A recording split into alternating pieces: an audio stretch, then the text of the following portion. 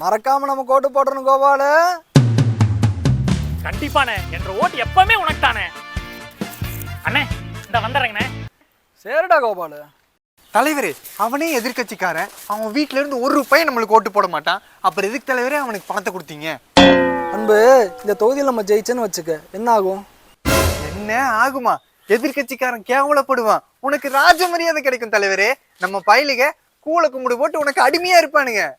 அப்போ நான் தோத்துட்டா?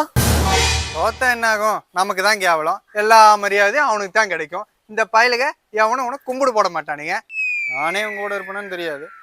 அன்பு, இங்க பதவி பார்த்து கும்புறவனோட காசை பார்த்து கும்புற வந்து அதிகம். கை நீட்டி காசு வாங்கிட்டா காலம் முழுக்க கூல கும்பிடு போட்டுதான் ஆகணும். நான் தோத்தாலும் அவன் எனக்கு அடிமை தான். அண்ணே வரேங்கண்ணே. சரி கோபாலு, மறக்காம ஓட்டு போடுறேன்னா. கண்டிப்பாண்ணே. பரவாயில்ல, கத்துக்க.